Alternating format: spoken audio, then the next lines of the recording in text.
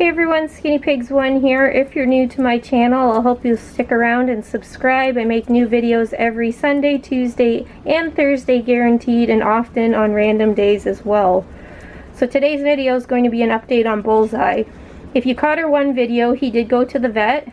He was having pain, walking funny, so I was pretty sure he had pretty bad arthritis. So we did do an x-ray, and unfortunately the x-ray wasn't too clear of whether it's arthritis or potentially bone cancer.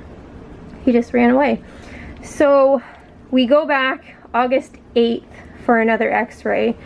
So today is July 30th. So we just have a week to go.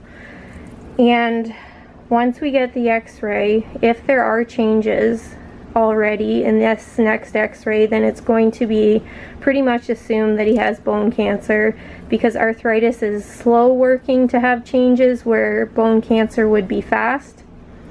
So if in this 3-week period he already has more changes on his x-ray, it's not going to be good.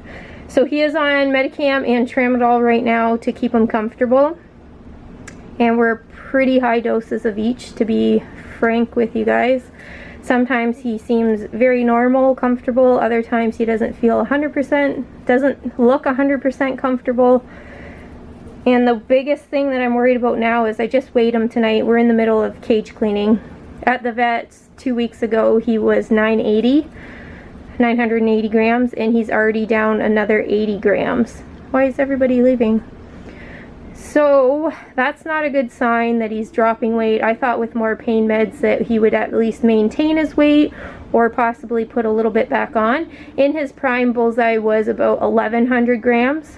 So at the vet's when he was 980, that was a big drop, which I already knew he was losing weight because you can see it really easy with skinny pigs. So the fact that he's on lots of pain meds and has lost more weight is very concerning to me, that this isn't going to be a good outcome. So as long as I can keep Bullseye comfortable on the pain meds, I'm going to do that. But if even pain meds at a high dose are showing that it's not working, not keeping as comfortable as he should be, then we're going to have to make some really tough choices. And it's so hard to wrap my head around this because I've just dealt with losing Seymour. Before that, I lost Nanaimo. It's a lot to process. But that's, I guess, the reality of having so many small pets from unknown sources. And that's the reality of having a bunch of seniors all at the same time. So I have Littlefoot and Pecan, who are also seniors. Seymour was technically a senior, even though I felt like he got robbed of a bunch of years. But yeah, Bullseye's a senior. Average for guinea pigs is 5 to 7 years. Bullseye, Pecan, and Littlefoot are all almost 5. The average for the pigs that I have found who have made it to their senior years is about 5.5 to 6. I did have Kelvin, who was almost 7, but otherwise I find about 5.5 to 6 has been the average I have found around here. I envy the people who get to have their piggies for like 7, 8, 9, or even more years. But this is life, I guess, right? It's so full of unknowns, and you can just do the best that you can with the knowledge that you have at the time. So as long as Bullseye is showing that he's mostly comfortable, then, you know, I'll keep him around. And then I'll let him go if he's having a hard time. So generally how I figure they're having an okay time is if they're eating, drinking, sleeping comfortable, alert, and paying attention to you.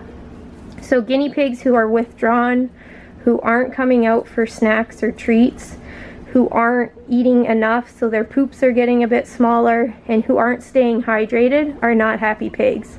Luckily for the skinny pigs, it's really easy to tell if they're dehydrated, if they're losing weight, and you know what your pigs are normally like. So once their character has changed for the worse, you notice. So far Bullseye's very eager to come out for his veggies in the morning. He's out in the hay pile a lot. He's still drinking. It's just sometimes he just has a look on his face where you can just tell that something's hurting. It's not all the time, but it's still there a bit. And since he's on the high pain meds, it's kind of upsetting to see it at all. So yeah, that's all I really guess I have to say about that. Oh, he came back out. See, here he is. Oops, here buddy. He wants to have a little pellet handed to him. I have some sitting up here to just hand feed him, just because he likes to be hand fed. So I mean, he's still paying attention to me and coming over for treats and stuff. So as soon as he decides where he just wants to stay in bed and lets himself get dehydrated, then that's not a good sign. I feel like I'm rambling. I don't know.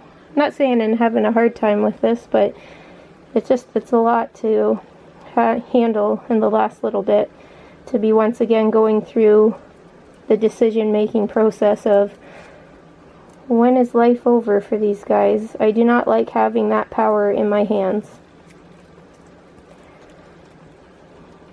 You're so sweet. He reminds me so much of Kelvin. Like his ears, he'll come out of bed and they're squished up against his head now.